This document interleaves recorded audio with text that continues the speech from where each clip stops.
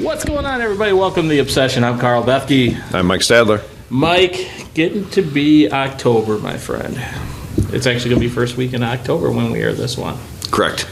So we should probably start talking about... We're going to put questions away a little bit, and we're going to start talking about what's going on in the woods. Most of you guys, your seasons are going to start this weekend or have already started. And early season, I guess I would call early season whitetail hunting. Yep. It's a big deal. Suppose we should hit on a few of the do's and don'ts and tactics we use to hunt early season, and some of the things that we've used over the last 30 years to be successful. So that's what we're going to talk about here today. So currently, hurricane just passed through. We actually have a pretty big cold front coming in shortly. Monday night. Yeah, Monday night here. Which would be, I think that's 1st of October, isn't it? Yep.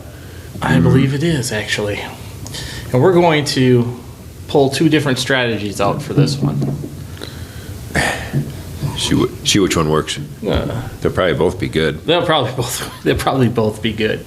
So if you guys watch or listen or have any of the apps, you know that everything works on the weather algorithms, moon, all of that stuff. You guys know we're not big moon phase people. Nope. But we are huge weather people. And what we got going on is, what is it supposed to be, 80 something on Monday? Yeah, it's supposed to real high 70s. Yep.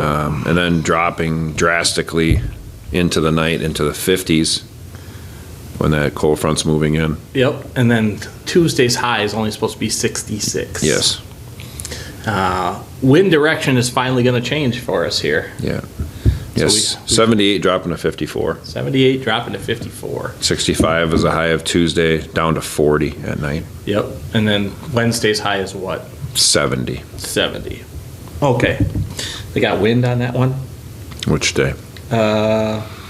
Let's go first. We'll start with Monday on that one. Monday evening, as the system is approaching. West-northwest. West-northwest. Yeah. I got a funny feeling somebody's going to be having an opportunity. Whether or not he chooses to squeeze the trigger will be another story, but we'll see how that works out. Could be. Yeah, because it's, during the day, too, well, and we'll get into this, I suppose, first, is everybody that watches us knows we don't hunt a lot early. Right. Unless we get weather events happening, right, which is what's happening. Yep. Because, like we said, this day coming up, Monday, the winds here start out south-southeast and shift west-northwest going into the late afternoon. Yes. And which the cold front comes in, 24-degree drop in temp. Should be a pretty big deal. Should be a pretty big deal. Deer should be up and moving. So currently what we're seeing right now is we're actually, at least on our properties, we have a lot of good buck daylight movement. Yeah. And what ends up happening usually, people call it the lull. We'll do another show about the October lull and what we think about that, whether it's a myth or not. I think you can see if you're watching what we actually think, air quotes there, but it does, the deer habits do change over that time span.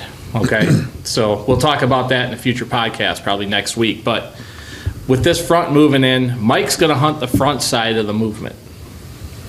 So like he was explaining, I'll let you just kind of go through what your thoughts are and how you plan on attacking it.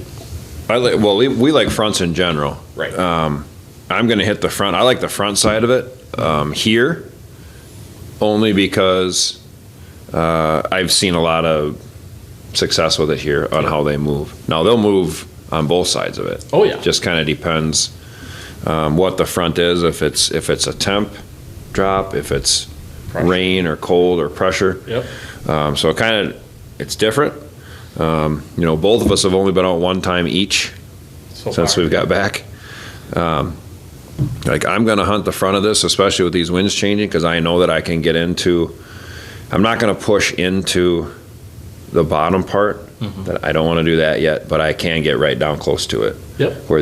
Where we got a couple big ones traveling, that I would definitely shoot. Yeah. Yeah. So not that I want to be done, but I would be done with one of those. Well, yeah. Yeah. We're talking the biggest deer on the property, so yeah. And I mean that like I said, here, 78 for a high, south-southeast winds, and then switching in the afternoon, into the west-northwest. So, I mean, it's a huge change. Obviously, the pressure is going to be going through the roof. Right. With that driving down, which we talk about a lot with pressure change, especially how it affects animal movement, Yes. So that's why I'm going to take a shot at that. West-northwest winds, I can get down close to my bottom. I can hunt the bottom pond, which is right off the food plot where these big deer have been traveling, and not disturb that even if none of the big ones come. Which is, like, we don't want to push into our prime spots yet. No. I mean, that's not a... I mean, if you could come out and say, 100% you're going to get a shot at your big buck, yeah, but you can't. So, but these are the times where we'll take a little bit more of a chance, but it's a calculated chance, I guess, more than anything. Right. Knowing your property, and it was, I don't know how many years ago was it, we were both doing the same thing. I was on the front side of the front. Yep. You were on the back side of the front. And I killed one of my bucks here. Yeah. On the front side of that. That was October 3rd. Yeah, it was real close to the same time of year, yeah. So that's how Mike's going to go about his attack. I'm actually going to wait and hunt the backside, so I'm actually going to hunt the evening the following day. Yep. So you'll hear a couple different theories about hunting fronts, doing exactly what Mike's talking about. You're sitting on the front edge, you're getting that pressure change.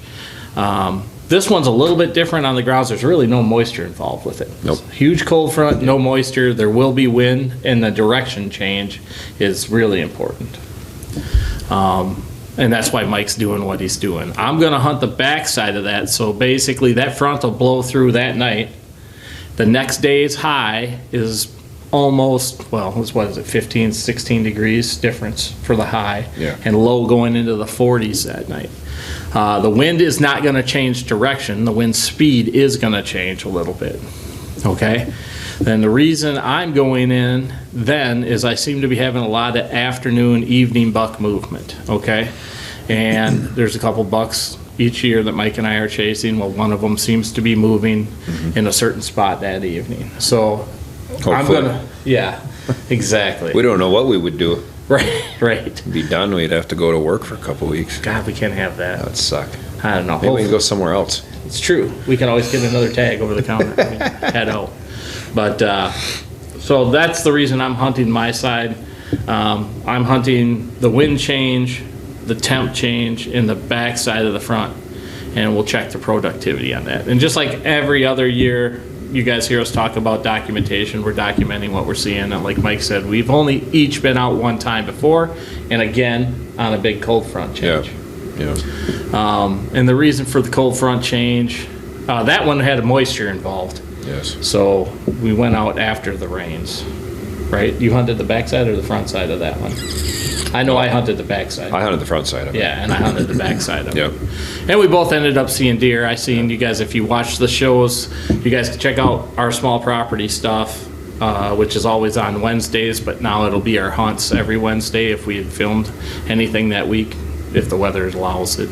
But yeah, we'll have our hunts and show you guys the productivity of the properties and all the work we've done over the year too. So be sure to check that out. Yep. Also, guys, remember to, if you like what you're seeing, like and share and subscribe to the channel. We'd appreciate that. We've gained over 1,500 subscribers in the last, 8 months, I think. So things are getting bigger. We appreciate all you guys have joined us.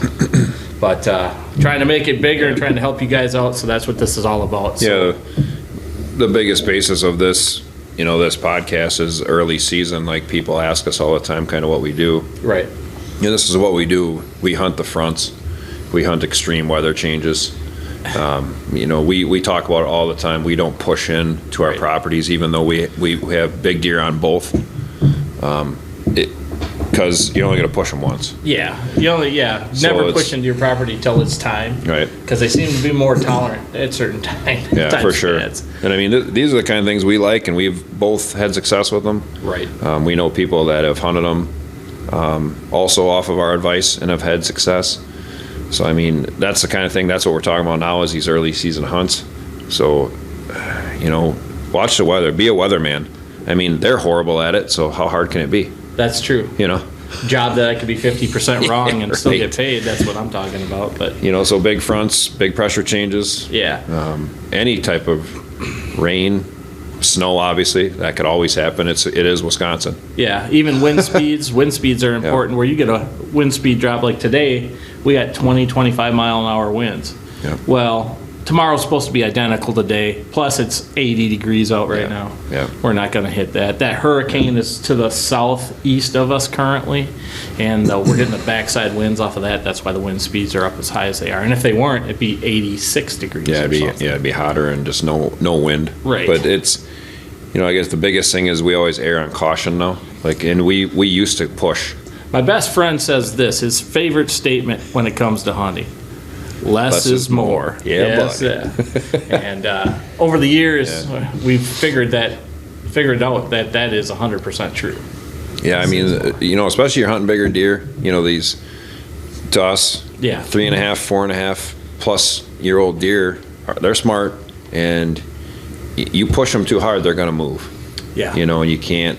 So like we just try to pick our spots to try to hunt them, and sometimes it works, sometimes it don't. If not, I mean, both these days are going to be a great opportunity in our opinion. Mm-hmm. So if you can get in front of it and behind it, or front and behind it, is going to be your two best chances right now. Yeah. Until the weather really dives in probably a few weeks. Yeah, do not be those guys. I mean, I already seen it coming to Mike's today. I mean, Mike and I live probably 40 miles apart, but coming here today, I seen guys out there, dude, all day sit. Public land, there's trucks lined up. You're getting it done. Getting it done all day. You're not getting it done today. No, you're not getting it done. You got to get out there and get it done. You're educating things. Don't be going out and over hunting your best stands. Honestly, if the weather's not right, we don't even hunt. No. Just because we don't want to educate our deer. Don't educate your does on the food. No. That's a losing situation too, because if you make your does nocturnal, your bucks are going to be nocturnal. And it's just not a win all the way around. Matter of fact, most of the time, except for a cold front like this, you're going to see us hunting the edges or transition, not so much food in general. Yeah, like when we sat, I didn't sit on food. Right. I sat on the, backside of my one pond, with the wind in my favor. Yep. And it was a lot of does and some bucks and one good buck. Not one that we want to shoot right now, but you come to week two of vacation, he gonna get some. Yeah, he's gonna get some. But and that's a big thing what Carl said, because right now all the does are really feeding. Mm-hmm. They're out feeding and walking. So really what we've been doing is kind of monitoring what they're doing, because what they're doing right now they're going to continue to do. Yes. And you might not see bucks on those side cameras right now, but you're going to. The transition is coming. And that's where they're going to start traveling, and that's why we want to know if some of the things we did are going to probably work. Yeah. Which we're finding out that I think they are. Yeah, I'm going to throw one other myth out there for you guys. Don't get me wrong, hunting acorns is a good thing, but I will throw this out this year, especially here at Mike's place, because he's got a lot of oaks. I do. There's acorns on the ground like gravel again. Mm-hmm. So I'll be honest with you, there's no way you're going to pattern a whitetail on acorns this year. The only way you pattern whitetail on acorns is if it's a rough year for acorns and you have one or two individual trees that are dropping. I have 100 or 200 individual trees that are dropping. They were chomping on them the other night. Oh, I bet. Standing at the pond. Crunching. Yeah. So I mean, it's good to have. It's good, and it's good for the deer. Yeah, but it's good, and then it sucks too. Yeah, it sucks for the hunt because they'll eat everywhere. They will. Yeah, there's no rhyme or reason to it. So that's the other part of it. Also, early season October. Not a huge fan of getting in really close to bedding. No. Again, if you're hunting public and there's an individual deer where you've got patterned, I believe there's a really good chance you could probably pick them up in a bedding area. But if you blow that property up, you can always move to another spot. Yeah. If you're hunting small properties where it's private, like each piece of property that Mike and I have, you've ruined it for the next 4 weeks, basically, in my opinion. Yeah. So it's not something I would recommend you do. Mike did talk earlier about where he was hunting on that pond. I actually hunted a kill plot, which is a small 8-acre transition plot. And the hunt itself, if you want to watch it, would have been aired last Wednesday. It says Big Cold Front, Wisconsin Cold Front Hunt. All the deer transitioned through before 45 minutes of daylight left. The last 45 minutes of my hunt didn't have any deer, and I seen 15 different deer. All of them came and crossed in front of me. Could have shot any of them. The longest shot would have been 34 yards on that 4-year-old. And that means that particular plot is working out the way I wanted it to. It's transitioning deer through to their destination food. So that way, when I get out, I'm not educating the deer either. So that's the big thing, in and out, educating your deer. Yep. Where you're hunting, educating your deer. Don't get me wrong, there's always going to be that one that might pick you off where it does the stupid thing that you don't expect a deer to actually do. No. But that's very seldom that happens, or it's a really old animal. So that's kind of what we're thinking here. The first week of October, things to do, check out the cold fronts, hunt the weather. Yeah, buddy. That's a big one for us. So we appreciate you guys watching. If you like what you see, remember to like and subscribe. Also, if you want to listen to just the podcast, you can check us out at Spotify, RSS.com, Google, Apple, iHeart, Amazon. Check our pretty faces out right here at YouTube. We appreciate each and every one of you. We'll see you guys next week. Yeah, buddy.